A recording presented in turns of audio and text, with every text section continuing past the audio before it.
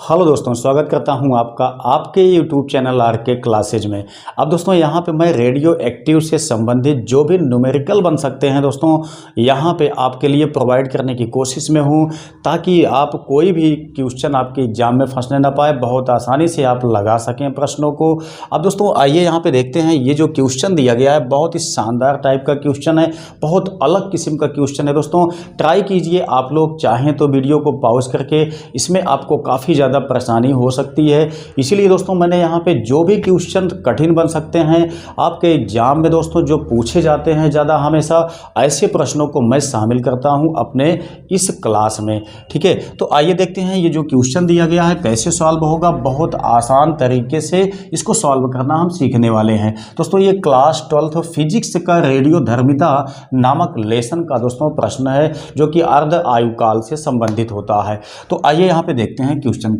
देखिए यहाँ बताया जाता है, यदि 5 वर्ष अर्ध आयु के मतलब ये टी हाफ दिया गया है, मतलब अर्ध आयु काल का मान यहाँ पे 5 वर्ष दिया गया है। ठीक है, कि पदार्थ का प्रारंभिक द्रव्यमान n0 है। दोस्तों हम लोग जानते हैं प्रारंभिक द्रव्यमान को n0 से ही दिखाया जाता है रेडियो एक्टिव पदार्थों में। ठीक है, तो यहाँ से दिया गया है कि प्रारंभिक द्रव्यमान n0 है, तो 15 वर्ष बाद पदार्थ का अंतिम द्रव्यमान क्या होगा। मतलब दोस्तों ये है कि 15 वर्ष के बाद द्रव्यमान का जो मात्रा शेष बचेगी वही आपसे प्रश्न में पूछा गया है कि 15 वर्ष के बाद इस पदार्थ की कितनी मात्रा शेष बचेगी। अब दोस्तों ऐसे क्वेश्चन में आपको थोड़ा सा दिक्कत हो सकती है, क्योंकि यहाँ पे कोई विशेष चीज़ तो दिया नहीं गया है। जब हमें पदार्थ की मात्रा दी गई होती है तब ऐसे सवालों में हमको ज़्यादा दिक्कत नहीं होती है, हम कुछ कॉन्सेप्ट को ध्यान रखते हैं तो सवाल आपकी सॉल्व हो जाती है। लेकिन दोस्तों जब यहाँ पे मात्रा नहीं दी गई होती है तब वहाँ पे थोड़ा सा आपका जो क्वेश्चन है वो जटिल हो जाता है। लेकिन फिर भी इस क्लास में हम इसको भी यहाँ पे बहुत अच्छे से देखने वाले हैं। तो आइए देखते हैं।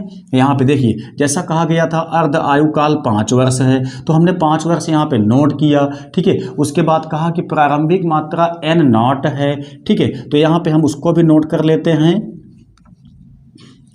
प्रारंभिक मात्रा n0 है। ठीक है, तो 15 वर्ष बाद पदार्थ का अंतिम पदार्थ मतलब कि द्रव्यमान क्या होगा, तो 15 वर्ष बाद कहा गया है, तो टी का मान भी हमने यहाँ पे नोट किया। शेष द्रव्यमान आपसे पूछा गया है, यानी कि शेष मात्रा कहो चाहे शेष द्रव्यमान कहो, ये आपसे पूछा गया है, जिसको कि कैपिटल N से दर्शाया जाता है। अब दोस्तों यहाँ पे हमको 2 तरीके से चलना पड़ेगा, तभी ये सवाल आपकी सॉल्व हो पाएगी।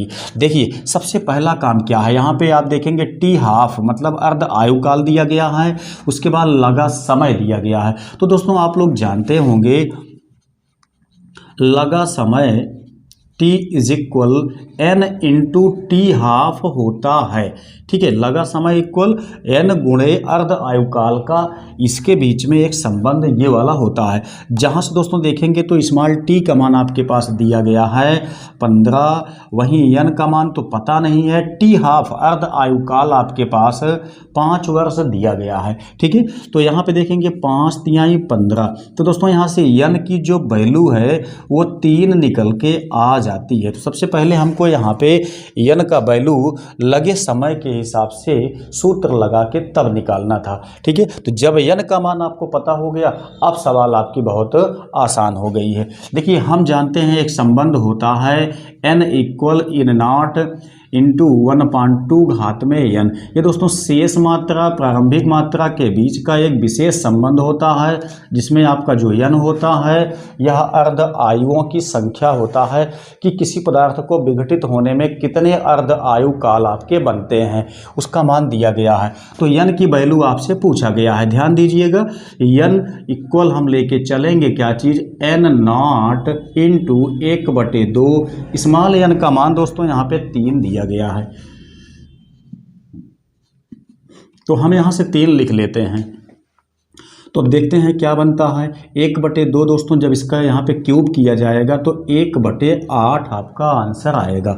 यहाँ से देखते हैं n इक्वल, इससे यहाँ मल्टीप्लाई होगा तो n0/8 यही दोस्तों आपका क्या हो जाएगा, यही आपका अंतिम द्रव्यमान हो जाएगा जो आपसे यहाँ पे पूछा गया था। ठीक है, तो यहाँ पे n0/8 इतनी मात्रा आपकी इस पदार्थ की 15 वर्ष के बाद शेष बचेगी, यानी कि 1/8वां भाग शेष बचेगा, बाकी जितना भाग है वो आपका विघटित हो जाएगा इस वायुमंडल में। हम लोग जानते हैं जो रेडियो एक्टिव पदार्थ होते हैं उनका विशेष गुण यही होता है कि उनमें से अल्फा बीटा गामा के कण कंटिन्यू निकलते रहते हैं, जिसकी वजह से रेडियो एक्टिव पदार्थों के परमाणु स्वतः विघटित होते चले जाते हैं। ठीक है, तो यहाँ पे आपका अधिकांश भाग विघटित हो जाएगा, लेकिन 15 साल के बाद इस पदार्थ का n0 यानी कि 1/8वां भाग आपका शेष बचेगा। यही दोस्तों आपका आंसर हो जाता है। उम्मीद करते हैं कि बहुत आसानी से आप इसको समझ गए होंगे।